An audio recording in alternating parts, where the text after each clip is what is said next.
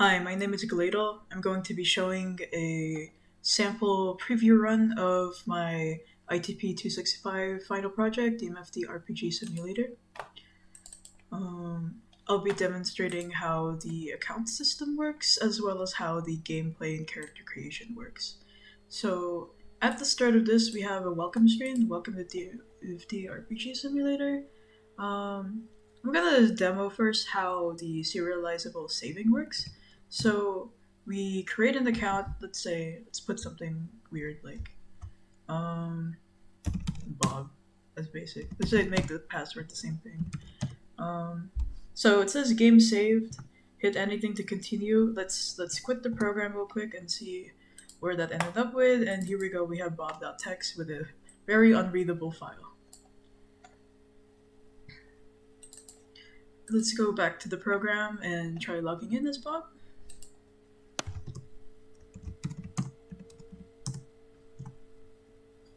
And then let's try starting the game. You need to make one character. And then let's try displaying all users. They exist, there you go. See, that's one of my save files that was there before. And the rest of these are sample characters that I added in manually. Let's see. We gotta create our own character first, so let's make a new one. Let's show the Oracle. So let's call her Amica, like one of the main characters, and make her an Oracle. And it's going to show the name, the emoji, their starter weapon, starter accessories, and whatever health and gold that they have. Forgot to say yes or no answer, so I say yes, and then the account has been saved. Once we display all users, this is what's going to show up, and once again, once we close the game, we'll see that Bob has been updated with player data. Let's go back to the game, log back in as Bob, and actually take a stab at the game. So here we go. And then now we can start our game. We have to select the character. We only have Amica, so we'll pick her. Is this okay? Yes. The game is a simple RPG simulator inspired by DMFD. Goal is to enter a new arena, battle as many monsters as you can while surviving. And each character has a high score, which means how many encounters you manage to survive in one run. Here we go. This is the main screen called the game screen, and it shows an overview of your character's stats, their level, their experience points, their gold, whatever equipment they have, and their high score at the bottom. You can choose between 5 different options, or 6 different options. You can either start battling, or you can equip weapons and accessories, or you can shop for them. Weapons and accessories are part of a hierarchy called equipment, so they stem from the same thing there. I don't have a lot of money right now, but let's just check out what's in the weapon shop. They say everything is free right now. That's a lie. These are a bunch of different weapons that are coming from the equipment hierarchy. And they each have their own sub-hierarchies. So, for example, this means that it's a dagger, this means that it's a small sword, this is a sword, this is an axe, this is a tome, and this is a focus. Those are the names of the subclasses. And let's try selecting one that looks like I can get. It says that I can equip this, basically, because I am here in the equipable by. The Oracle class is right here. There's a small mechanic I added where you can try lowering the price that you get with luck. I did not get to write what the original price was, but it gets adjusted based on the character's current luck stat. Let's see, it's 4,000 gold. Let's see if we can get it. But I don't have enough money because I only have 100 gold. Let's try shopping for accessories now. All of these are randomized from a group of files that's organized similar to a database. I work on the Dragon Mark for that English wiki where we have compiled all of this data. And so I was simply able to just copy and paste it and format it in the way that would work for this project. Here's an example of one of the file readers. I believe there could have been a better way for me to make this, but here's all the parsing and here's all the creation of the objects. Going back to the game, let's see if we can get anything. Right now I'm level 1 and I don't have that much money. Doesn't seem like I can really pick up any of these. But maybe I'll be able to pay for this. No, I cannot. Okay, let's actually get into a fight right now. Are you ready to enter the arena? Yes. They say good luck to me, and here is my current status, and now I have to go forward or go home. And he says, "You dare to challenge it? Sure, let's do it." Engaging in battle, we start to enter a battle with certain enemies that, although I do not have a database for them as a file, I have decided to create them as their own subclasses. You get them from enemy here, which inherits from entity. And then all of these are just basically data only files. You just construct them and they already have everything filled out. And so that's the enemy you see here is a Divine Knight. Based on the calculator utility that I have, the level is randomized and the stats are adjusted accordingly. Vitality indicates how many health points the character will have.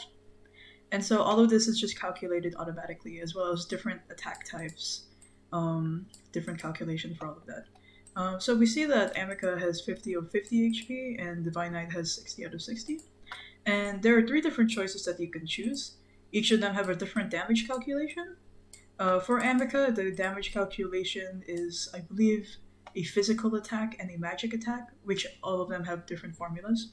Dragon attack also uses a different formula called Holy Attack. And Dragon utility is something that uses the magical interface, which is only associated with the classes Oracle and Witch. So let's do a basic attack first. Fine Knight took 81 damage, Amica won immediately and got experience points. She levels up during the game, and now she is at level 2. Let's go forward again. We have a Wind Echoes. Let's go do a regular attack again, and it's still a lot of damage. Dare to challenge it? Okay, let's try a Dragon attack. Dragon attacks have a high chance of failure, but they have a high amount of attack. So let's see how much risk we can take with this. There you go. 15,000 holy damage. She got a bunch of experience points from that, and she got level up. As another thing that I want to mention, the level up system actually comes from an experience points milestones list that I created from a file based on the data from Dragon Mark for Death.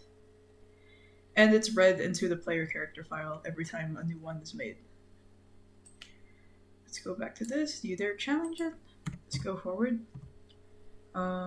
So I have 32 out of 50 health points right now. Let's see if the Dragon utility works. Amica has healed 25 health points, and the Divine Knight still attacks for 7 damage. She was able to heal at least. That's pretty good. Let's see if I can heal one more time. I think she's kind of not having a good time. I think that's a little bit risky. Maybe I should actually attack. Let's just keep going and see if I can find a way to lose this battle. So, let's take that, let's take that, let's take that, and see how it goes. I'm not going to be healing anymore, I'm just going to be blasting through this. I'm at 12 out of 50 HP, 6 out of 50 HP, there you go. She has lost, it says that she lost. And then finally there is a results screen that prints out. If a new high score has been reached, it will say so. It says high score became 5, she got experience points, she managed to level up based on the experience points milestones, and she also got the gold. And these numbers are based on a calculation here for a base price and another base price. These are multiplied by your current score of that run. So now we're back. We left the arena, returned home, and these are our current stats again. It's just how we started, but you can see now we are level 7 with our current experience points 2,000 total. And we have 5,100 gold, and her high score is 5. So let's see if we can buy something. And all of these are extremely high levels, so probably not. Let's see if we can buy another thing. All of these are randomized each time you go to the shop. If I had extra time, I probably would have made it so that it adjusts based on the character's level, but I wasn't able to do that for this project, so maybe we can get a purifying bracelet. It's 1,000 gold. We got these scores in here. Holy attack is affected by piety, which says pi here. So maybe that might be helpful with dealing a lot more damage. Let's see if I can get something that I can actually equip. There, plush doll. The required level 5. I can definitely use this, see? And she manages to charm her a bit with luck. It's only 50 gold. Very affordable. I can get that. So it's time to equip a weapon right now. Let's get a plush though. Let's get that one. Do I want to equip this? Yes, I do. So it has 32 magic attack. As you can see above, her original magic attack was 28, and now that I have 32, that says that she has 32 total. These stats are actually not associated with the Oracle Amica. It's not associated with the player class. It is actually associated with the DMFD calculator, in which the player's total stats are saved.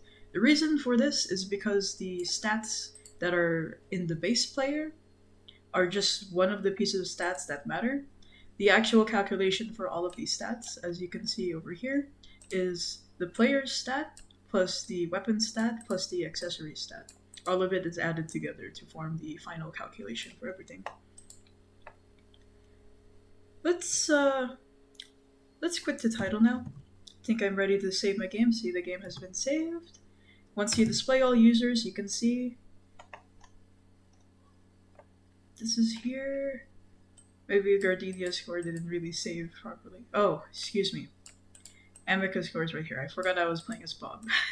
So Oracle's Amica's score has saved as 5. Hitting anything to continue, and now I'm going to quit the game. As a final review, I want to show some functionality that I wish I managed to get to. I can load up, let's load up Bob again. And let's get his password, login.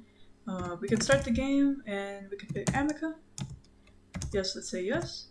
Doesn't seem like she has some of her work here. She does still seem to have the plush doll, so whatever it works, whatever happens right now is that the character being saved, whatever is their weapon and current accessory, those are the ones that get saved, but they do not come back in the inventory once you restart the game.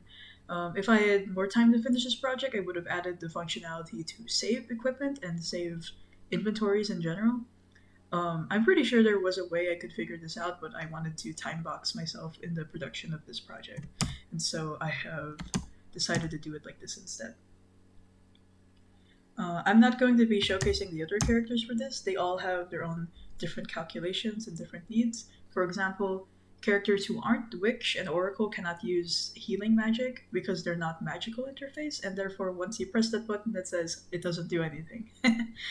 And yeah, if you want to check out the rest of this, I haven't created all the characters due to wanting to lower the scope of the project. So about, let's say, 4, at least 5 or 4 have been created that you can play with. That's pretty much what is here in this project. So thank you for listening.